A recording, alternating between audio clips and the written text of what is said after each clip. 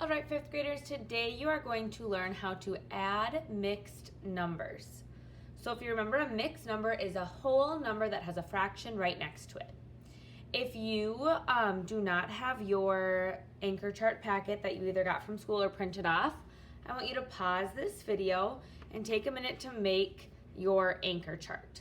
So it's going to be set up just like when we were adding fractions and subtracting fractions. You're going to have your title and then your 4 boxes, step 1, step 2, step 3, step 4, and your 4 boxes are about the same size. So pause this video, go ahead and make that first. Otherwise, we're going to go ahead and get started. So our process of adding mixed numbers is pretty similar to adding fractions. I think we're all on the same page with that. We know that our first step is to write out our fractions vertically if they're not already done for us. So we kind of are just going to recognize that we know how to do that, and we're not going to write it down as a step. Instead, our step number 1 is going to be, we're going to look at our fractions here in a second, but our step number 1 is going to be to add whole numbers. So we're going to write that down. Step number 1 is add whole numbers. So the fractions, the mixed numbers, that we are going to be using today for our example are 3 1/4 plus 2 3/8. It's great if you want to include in your first step, just like I am going to write in that we are going to recognize that we do have some unlike denominators. So I'm going to write unlike denominators and make my arrows to the 4 and to the 8. So that's just me recognizing that I know I don't have the same number denominator, so I have to go through all of my steps. We've got to add our whole numbers now. So our whole numbers, I'm going to use, let's see, this pink. Our whole number, we've got 3 and we've got 2. We're going to add those up. I'm going to say 3. I'm going to make this a little bigger for you. 3 plus 2 equals 5. So my very first step was to add up my whole numbers. My next steps are going to be the exact same as when we were adding our fractions. We have to find the lowest common denominators, rewrite and solve, and then in step number 3 is when we're going to bring this 5 back into place. So we're just going to pause with adding our whole numbers. We did that, but it's going to come into play in 2 steps, not in the next step. So in our next step, same as before, we're going to write down LCD. I think we're all pretty familiar that that means lowest common denominator. But if you would like to write down lowest common denominator on your paper, you are more than welcome to do that. Lowest common denominator. And then we have to make our T-chart. So this is where we are writing out our multiples of the denominators. And you can go ahead and write that down too if that helps to have right on your paper. Write multiples of denominators.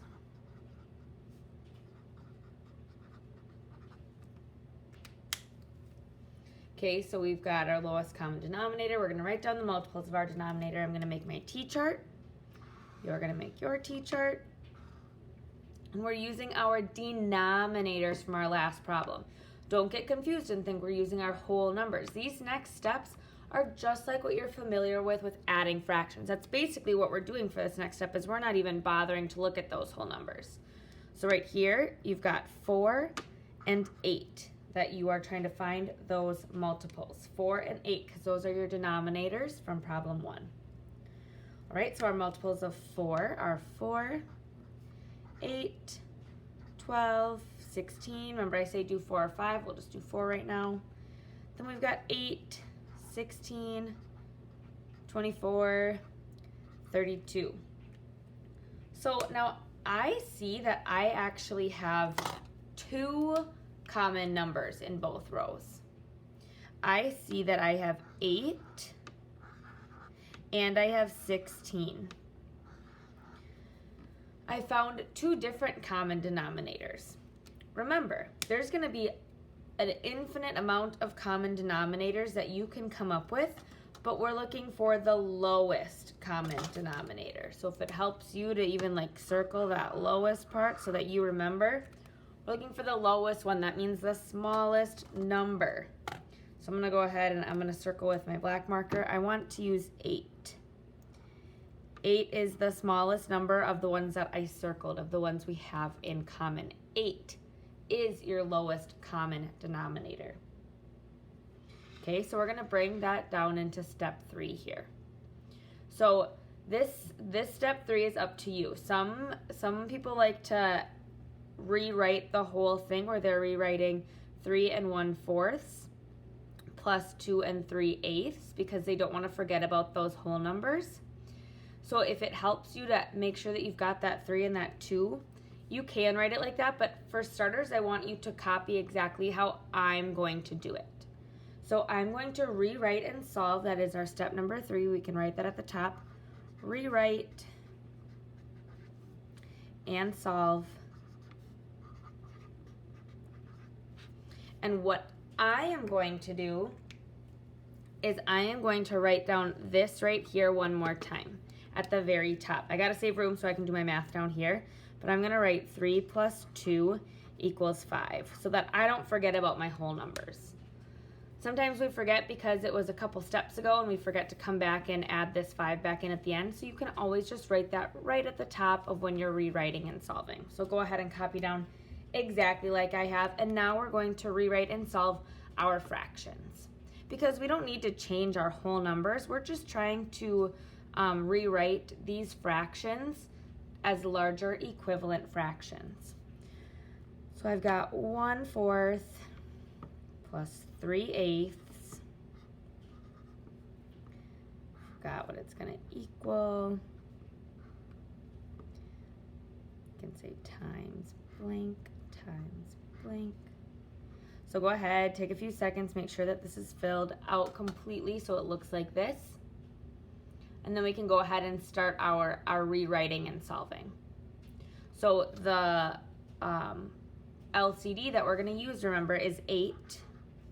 And that's what we found out in step number 2. So we're going to write 8 in our new denominator spot.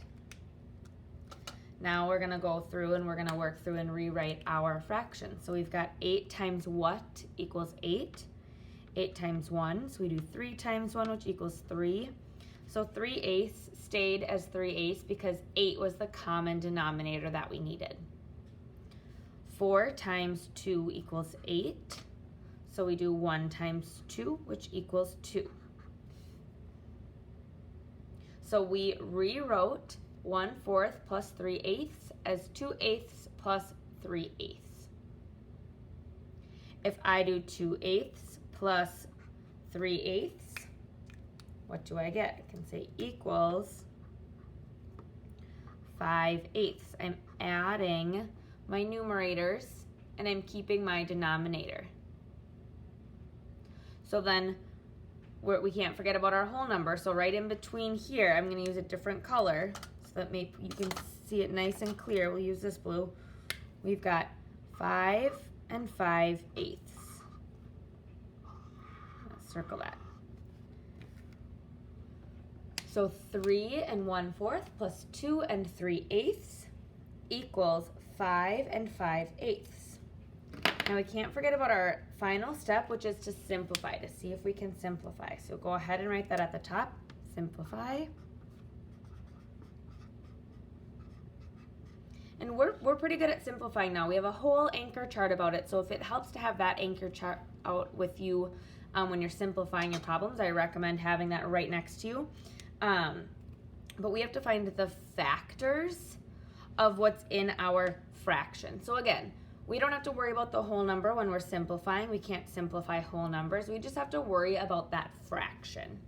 So I'm going to write out, just as a friendly reminder to all of us, that we're writing out the factors, not the multiples. We write factors of, you can say numerator and denominator, or just of the fraction if you want, of numerator and denominator. Okay, so I'm going to make my t-chart, and my numerator is 5 and my denominator is 8. My factors of 5 are 5 and 1. My factors of 8 are 8 and 1 and 2 and 4. Now is when I look for common numbers in the top row and the bottom row. And the only common number we have here is 1. We know when we divide something by 1, we get that same number. So 1 never helps us when we're simplifying. So we know that 5 and 5/8 is as simple of a mixed number as we can have. So we took the step to see if we could simplify, and we didn't need to simplify, but we still double checked our work to make sure that we didn't have to. So 3 1/4 plus 2 3/8 equals 5 5/8. You're going to be using your anchor chart today, working on your seesaw problems, and taking a picture of it so I can see your awesome work. Let me know if you have any questions, 5th graders, and if you do, you can Google chat me, or you can come to our homework help hour from 1:15 to 2 o'clock.